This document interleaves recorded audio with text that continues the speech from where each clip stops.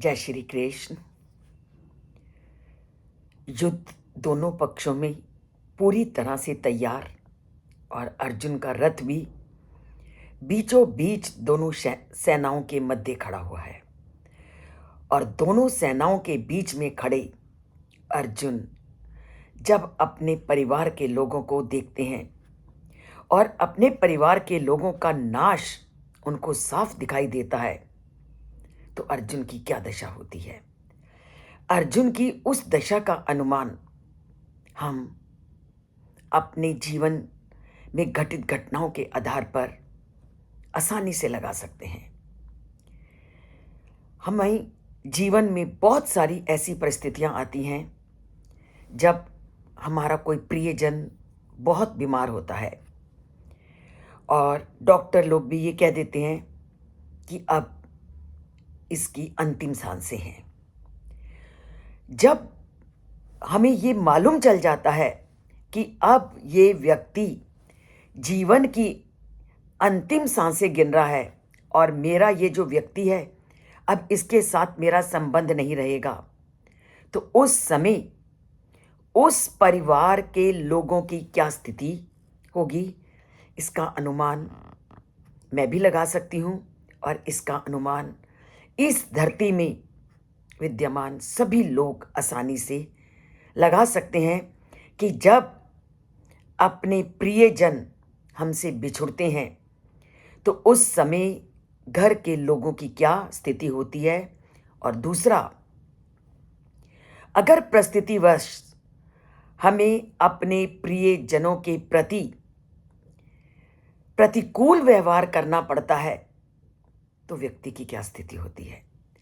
घर में जीवन है तो अच्छाई और बुराई दोनों साथ साथ चलती हैं और बहुत बार हमारे सामने ऐसी सिचुएशन आती है कि ना चाहते हुए भी हम अपने घर के बड़े लोगों के प्रति वैसा व्यवहार नहीं करते जैसे व्यवहार की, जैसे आदर की वो अपेक्षा हमारे से उनको है या हमें वैसा करना चाहिए। अर्थात अपने बड़ों के प्रति हमारी संस्कृति बताती है कि उनके प्रति सम्मान का दृष्टिकोण हमें रखना चाहिए और उन पर कभी भी अस्त्र और शस्त्र का प्रयोग नहीं करना। और ये हमारी संस्कृति का मुख्य आधार है। पर ऐसी जब स्थिति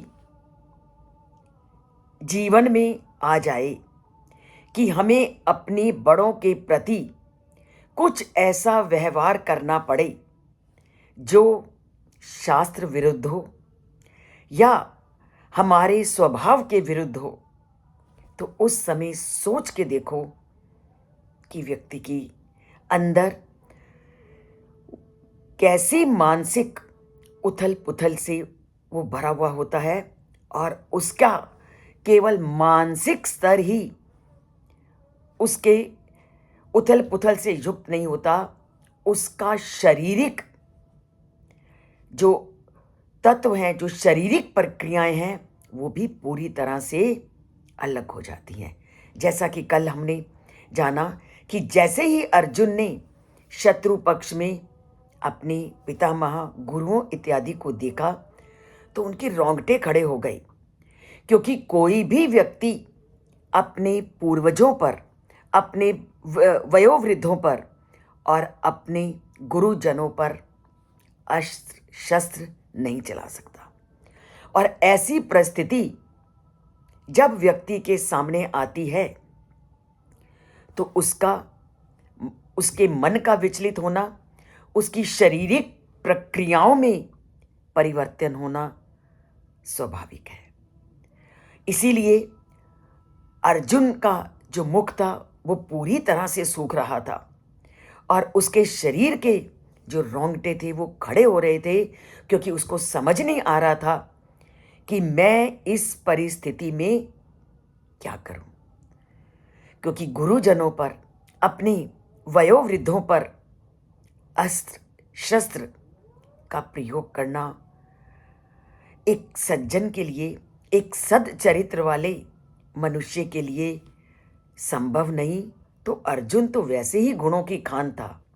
और वो जो अपने पितामह को इतना चाहता था, अपने गुरुओं के प्रति उसके मन में इतनी श्रद्धा थी, उसका उस समय विचलित होना स्वाभाविक था। हमारे जैसे सामान्य लोग भी अपने वयोवृद्धों को कभी कटु वचन बोलते हैं, या ना चाहते हुए भी उनके साथ कुछ ऐसा व्यवहार कर देते हैं, तो हम कितनी मानसिक तनाव से युक्त हो जाते हैं। और ऐसा अनुभव आपने भी किया होगा। सभी के घर में वयोवृद्ध होते हैं, बड़े होते हैं, और ना चाहते हुए भी कई बार हम बड़े कटु वचनों का प्रयोग उनको कर जाते हैं, जबकि हम करना नहीं चाहते, क्योंकि अपने वयोवृद्धों के प्रति, अपने माता पिता के प्रति, अपने सास ससुर के प्रति सभी के मन में श्रद्धा होती है। परंतु कई बार परिस्थिति ऐसी आती है कि हम कटु वचनों का प्रयोग करते हैं। हम कटु वचनों का प्रयोग तो कर देते हैं, पर उसके बाद हम कितनी मानसिक पीड़ा में से युक्त हो जाते हैं, और अंदर ही अंदर कितने दुखी होते हैं। और दुखी होने के कारण कई बार हमारा शारीरिक परिवर्तन इतना अधिक होता है कि हम कांपने भी लगते हैं कि मैंने क्या कर दिया। हमारा ब्लड प्रेशर हाई हो जाता है कि मैंने उस समय अपने पर नियंत्रण क्यों नहीं रखा। तो ये परिस्थिति एक हम लोगों के सामने नहीं, वो अर्जुन के सामने भी वैसी आई हुई है।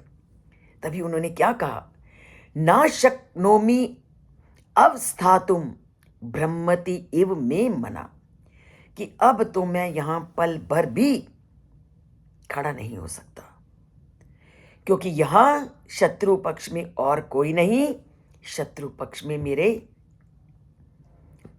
पितामह हैं, शत्रु पक्ष में मेरे श्रद्धेय गुरु हैं, मेरे श्रद्धेय मामा शल्यराज हैं, मेरे अपने सगे भाई हैं। तो क्या मैं अपने सगे भाइयों पर अस्त्र शस्त्र चलाऊं? अभी तक जो पूरी तरह से युद्ध के लिए तैयार था, पलों में ही उसका जो मन है वो पूरी तरह से परिवर्तित हो गया। तो कहता है कि मैं अब इस स्थान पर एक पल के लिए भी नहीं खड़ा हो सकता। भ्रमति इव में मना, और मेरा मन तो पूरी तरह से घूम गया है। जैसे मैंने आपको कहा कि अगर आप अपने बड़ों के लिए कुछ ऐसे शब्द बोल देते हो, या क्रोधपूर्ण व्यवहार कर देते हो, या मैं ऐसा व्यवहार कर देती हूं, तो मेरा मानसिक संतुलन पूरी तरह से बिगड़ जाता है। अर्जुन तो हमारे से कितने अधिक ज्ञानवान थे, कितने अधिक बड़ों की सेवा करने वाले, कितना अधिक गुरुओं का सम्मान करने वाले थे, तो उनका तो मानसिक संतुलन हमसे ज़्यादा ही बिगड़ेगा। तभी वो कहते हैं कि मेरा मन अब मेरे वश में नहीं है, मैं इस युद्ध में एक पल के लिए भी खड़ा होने के लिए समर्थ नहीं हूं। तो कितनी विकट परिस्थिति है उस अर्जुन के सामने, और ऐसी विकट परिस्थितियों में क्या करें, कैसे उन विकट परिस्थितियों का सामना करें। इस विकट परिस्थिति में अगर हमें परमात्मा डालते हैं, तो इस विकट परिस्थिति से उभरने का, उससे पार उतरने का रास्ता भी वो परमपिता परमात्मा दिखाते हैं। तो वो क्या रास्ता उसको दिखाएंगे आगे, वो हम आगे के श्लोकों में जानेंगे। पर अभी तक अर्जुन की स्थिति में है, हम उसी के बारे में जानेंगे, और अर्जुन के माध्यम से उस परमपिता परमात्मा ने सामान्य मानव जो कुछ सद्गुणों से युक्त हैं, वह भी पल पल अगर धर्म का साथ लेते हैं, तो धर्म के मार्ग में कैसी कैसी विकट परिस्थितियां आएंगी, उनका भान करवाना चाहते हैं, उनका ज्ञान करवाना चाहते हैं, वो परमपिता परमात्मा कि जब तुम धर्म के रास्ते में चलते हो, जब तुम न्याय के मार्ग में चलते हो, तो तुम्हें कैसी कैसी परिस्थितियों का सामना करना पड़ेगा, वो अर्जुन के माध्यम से पूरे संसार को शिक्षित करना चाहते हैं। तो इन चीज़ों से अगर शिक्षित होना है तो जुड़ते हैं चैनल से। सब्सक्राइब नहीं किया तो सब्सक्राइब करते हैं और उस परमपिता परमात्मा की जय जयकार बोलते हैं, ताकि इन कठिन परिस्थितियों के आने पर वही हमें पार उतारे। तो पार उतारने के लिए उस परमपिता परमात्मा की जय श्री कृष्ण बोलकर और जय श्री कृष्ण लिख करके इस चैनल से जुड़ते हैं। जय श्री कृष्ण।